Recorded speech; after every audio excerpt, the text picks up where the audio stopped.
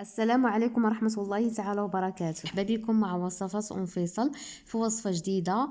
كنتمنى تكونوا بخير وعلى خير وانتم كتشاهدوا هذا الفيديو. اليوم ان شاء الله كما كتشوفوا معايا غادي نحضر معكم واحد الطاجين بالدجاج والزيتون وبطاطا المحبوب الجماهير اللي كيعجب الكبير والصغير، وبهذه الطريقه راه كيجي زوين. انا راه كنديرو في الدار، كيعجب المهم كيعجب مولين الدار، كيشكروه. وبغيت نشارك معكم الطريقه وكنتمنى تجربوها، راه اكيد غادي تعجبكم.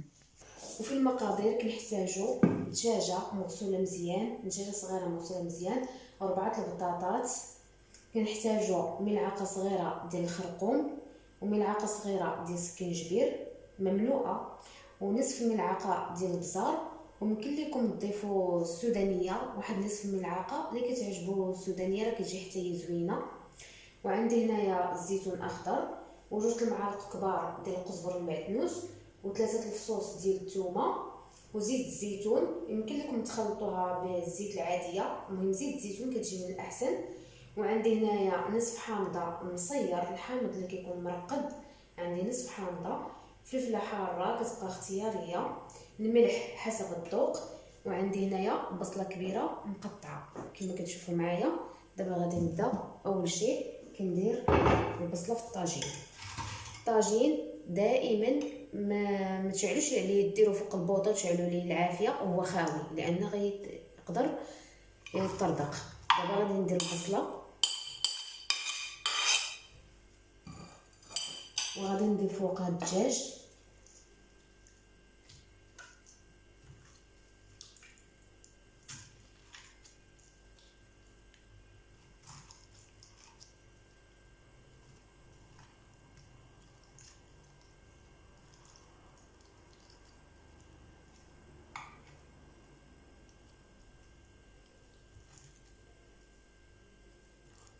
وغادي ندير الزيت. الزيت المهم مقياس، ماشي سالي بزاف، صافي.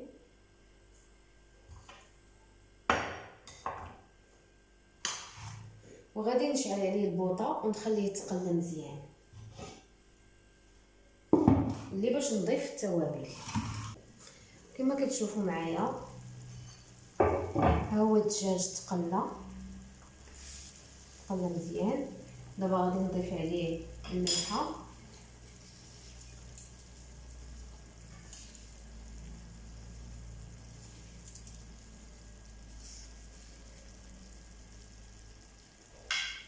وغادي نضيف السكينجبير والبزار والخرقوم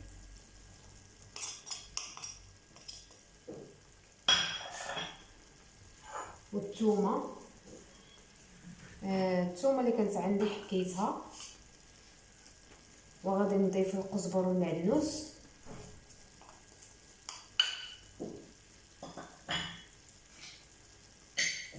وغادي نخلط فيها التوابل مزيان حتى كيتخلطوا.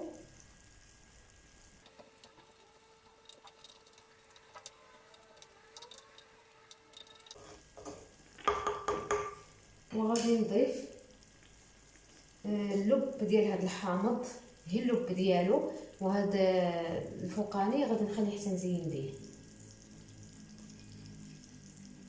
كيجي فيه زوين هذا اللب ديال الحامض المصير.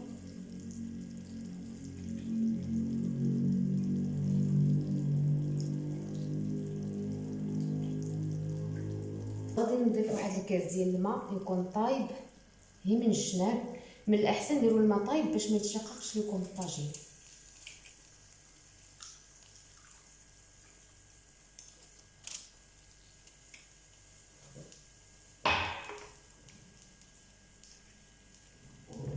وغادي نخليه واحد 10 دقائق وغادي ندير عليه البطاطا. هاني خليت الطاجين 10 دقائق. دابا غادي ندير البطاطا،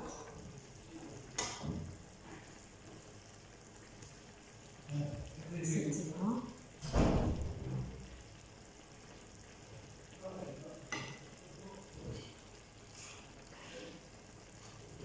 هاد الطاجين ديال البطاطا والزيتون المصير راه كيجي زوين الصراحه. كيعجب الدراري الصغار بزاف، كيعجب الكبار والصغار بجوج.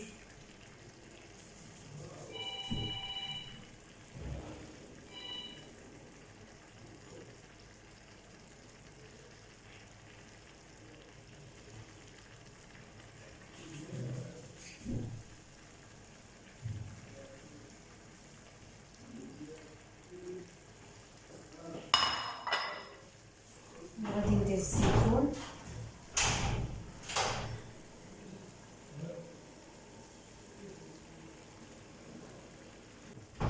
ونديرو على نار مهيله.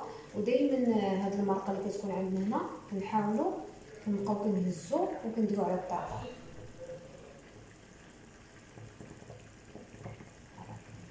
وغادي ندير فلفله حاره من فوق منه،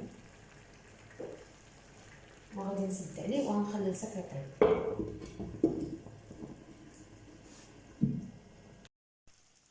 كما كتشوفوا معايا انا حيدت الطاجين فوق البوطه. دابا غادي نزينو بهذا الحامض المصير.